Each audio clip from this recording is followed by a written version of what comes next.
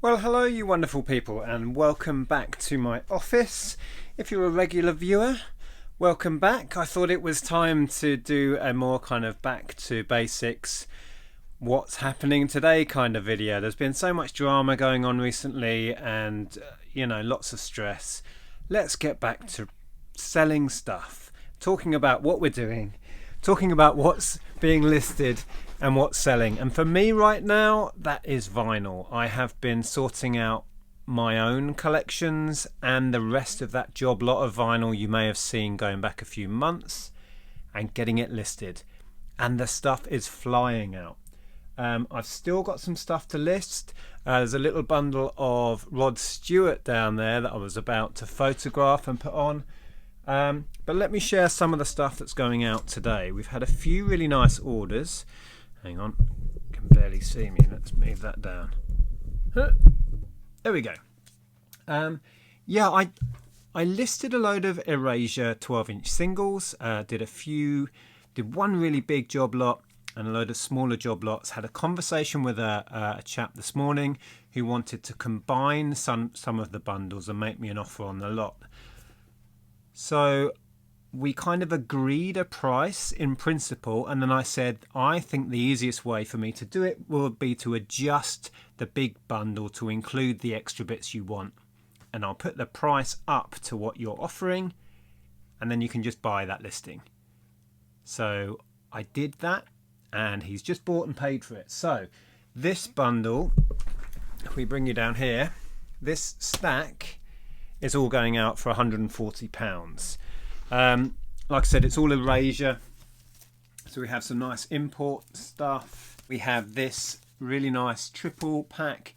These are all either duplicates that I already have, or the import stuff I'm not collecting. I made that decision, so I'm selling on the import stuff like these. These are American imports of Ola Moore. And then all of this was the original big bundle of 12-inch singles, and he wanted those extra bits chucked in. The original list price was 155, I think. He offered 140 to take the lot, and I was happy with that, very happy with that. So that's going out. There were a couple of bits in the main bundle that he said he wasn't worried about because they were then duplicated. Basically it got a little bit complicated because there were two of the 12-inch singles in this triple pack already in the big bundle. So he was like, I don't need to duplicate those, you can take those out. And I was like, yeah, fine. It made sense.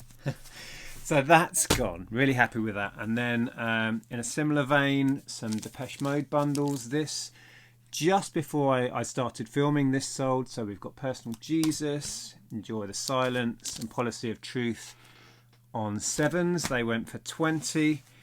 I did a bundle of quite ropey stuff, as in condition isn't great. I mean, yeah, state of that. The vinyl isn't great on some of these either. And again, for example. So I bundled up a load of these, some duplicates in there as well, just to move them on, and got £25 for that little bundle of Depeche Mode. There's another good example. It's a really nice thing. This is their first ever single from 1981, but it's got really bad rip there where a sticker's been removed. Yeah, so I was happy to just job lot those. A couple in there I might have been able to get a fiver for, but with the condition issues, I was happier to just bundle them up, get £25 and get them out the door. So those have gone. And then some vinyl from that collection I picked up. I bundled up two Lennon ones. This is John Lennon Collection, which I think was 1980, 82. Oh, so that's after his death, sadly. Nice condition though. And then we've got Double Fantasy, his album with Yoko Ono.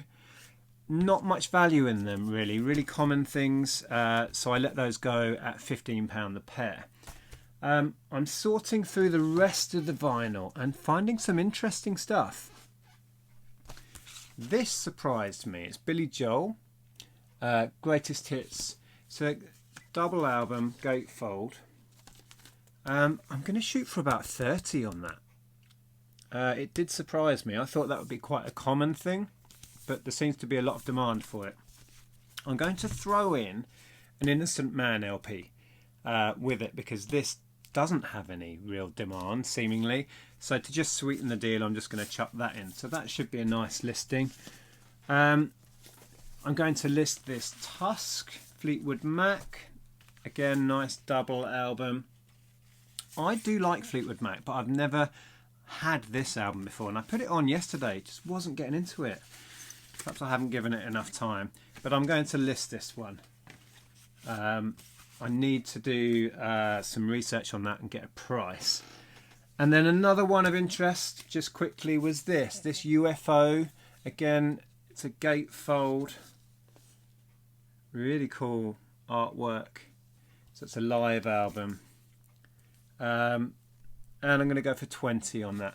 And then there's a stack over there of other stuff that ranges from sort of 10 to 15 pounds. So I'm going to get all of that listed.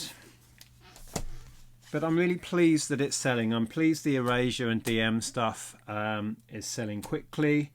That's kind of funding my collecting habit. Really, that's what that's all about.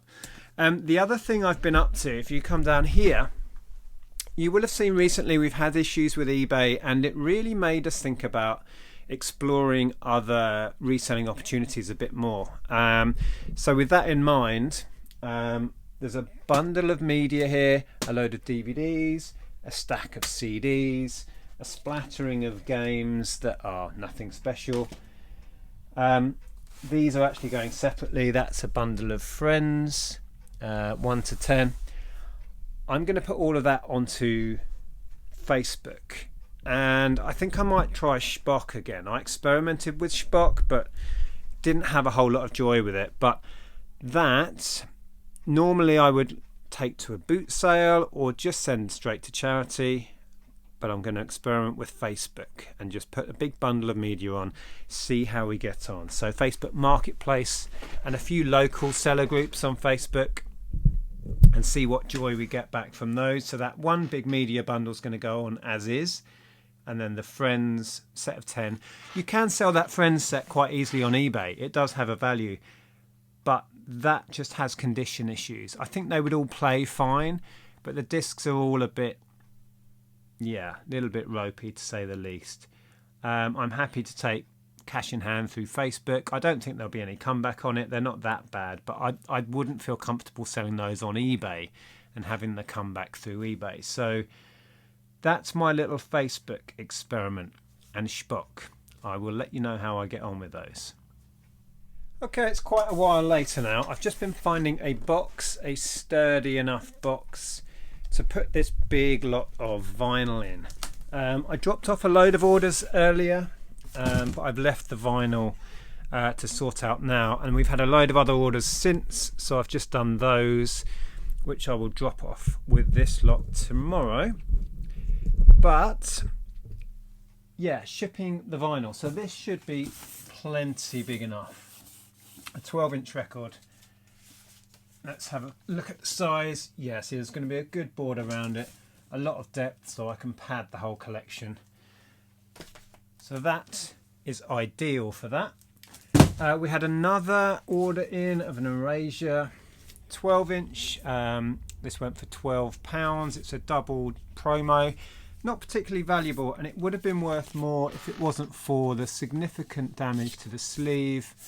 But yeah, glad that sold quick. With 12-inch vinyl and albums, I normally use corrugated card and cut two pieces that give a couple of inch sort of border around the edge, and then sandwich it together.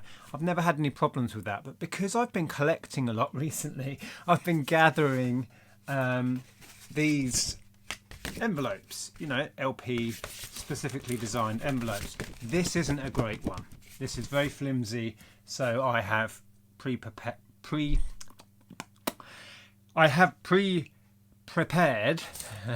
a piece of thick corrugated card to go in there to give that the support that I think it needs. You can get all sorts of different mailers for records, and the quality varies no end. This is super flimsy, so I'm going to give it that extra bit of padding to make sure this gets there safely. It's now the next day and I'm in the car. I've just got back from picking up a load of packaging supplies. It's well worth trying to make contacts, letting them know what you do, what sort of boxes and packaging supplies you can use. I've built up a contact now that is so handy. I don't know if you're going to be able to see the cardboard in the back. There's loads of small to medium boxes and also loads and loads of void fill, this sort of stuff.